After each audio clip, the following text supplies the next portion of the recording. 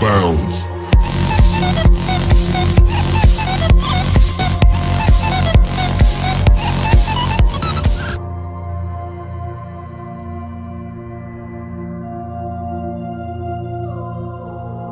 نور جہاں برِ صغیر کی مشہور گلوکارہ اور اداکارہ تھی۔ ملکہ ترنم کا خطاب انہیں پاکستانیوں کی طرف سے ملا۔ انہوں نے 10,000 کے قریب گیت ہندوستان اور پاکستان میں اردو، سندھی، پنجابی، پشتو، عربی اور پنجابی زبانوں میں گائے۔ انہیں ہفتہ زباں گلوکارہ بھی کہا جاتا ہے۔ نور جہاں 21 ستمبر 1928 کو قصور پاکستان میں پیدا ہوئی۔ گھریلو نام اللہ وسائی تھا۔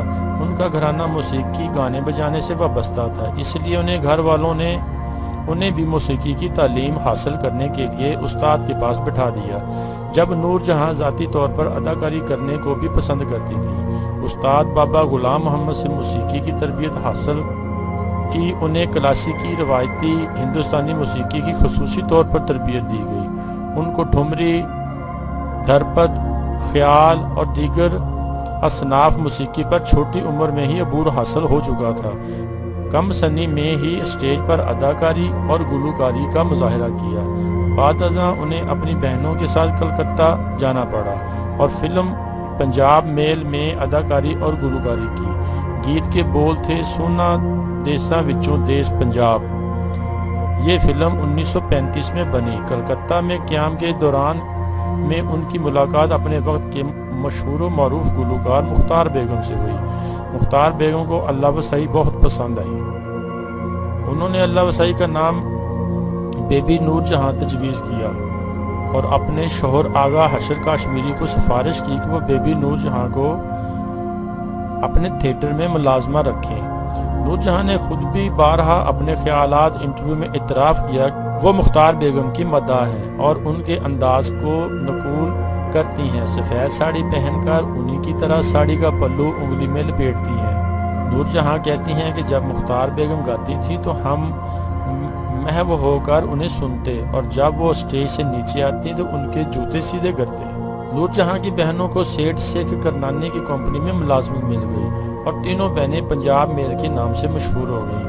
نور جہاں کا کافی فلموں میں بچپنے کے کردار کے لیے اداکاری بھی کی، جیسا کہ 1935 میں کے ڈی موہرا کی فلم پنڈ دی کڑی، فلم مصر کا ستارہ 1936 کے لیے گائیکی اور اداکاری بھی کی۔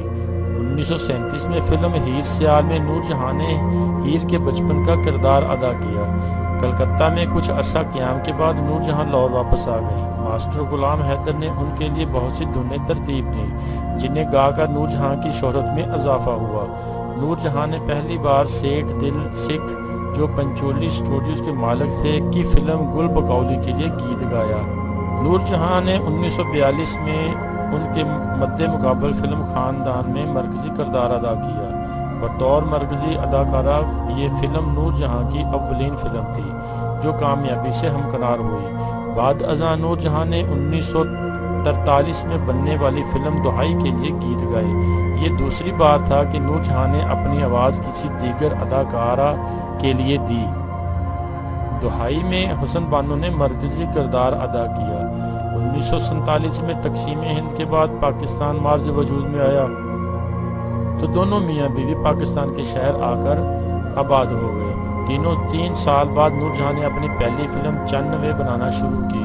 اس فلم کی ہدایت کاری نور جہاں نے انجام دی، تاہم وہ کہتی تھیں کہ اصل میں ہدایت کاری کا سارا کام رضوی نے ہی کیا ہے، میرا تو سکرین پر صرف نام ہے۔ بطور مرکزی اداکار بھی یہ نور جہاں کی پہلی پنجابی فلم تھی۔ فلم نے درمیانے درجے کا کاروبار کیا۔ 1952 میں نور جہاں کی فلم دوپٹہ نمائش کے لیے پیش کی گئی جس کی ہدایت کاری سبطین فضلی، پیشکار اسلم لودھی تھے۔ اس فلم نے کامیابی کے نئے ریکارڈ قائم کیے، خصوصی طور پر نور جہاں کا یہ گانا سب جگ سوئے ہم جاگیں، تاروں سے کریں باتیں، چاندنی راتیں بہت مشہور ہوا۔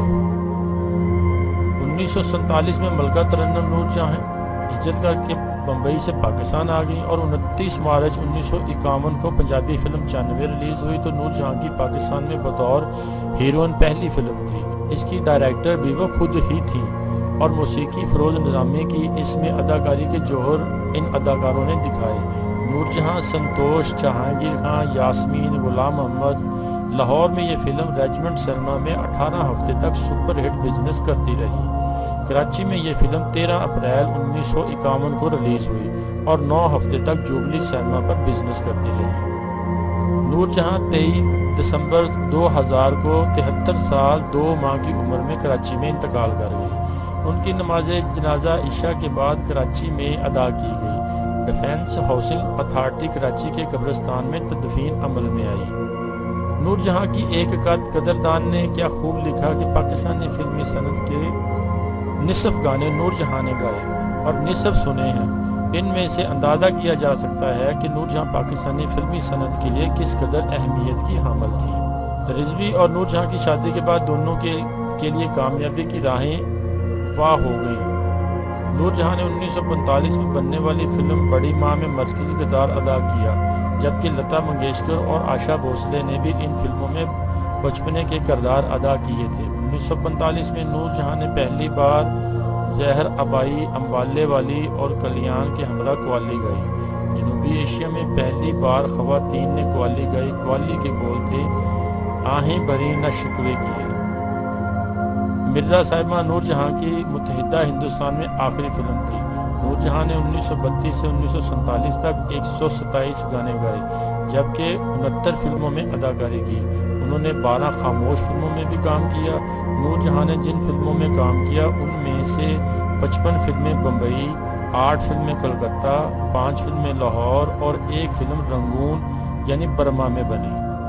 دوستو، آپ کو ہماری ویڈیو پسند آئے تو شیئر کریں، لائک کریں اور سبسکرائب کرنا مت بھولیں تاکہ آپ کو نئی نئی اپڈیٹس ملتی رہیں۔ شکریہ۔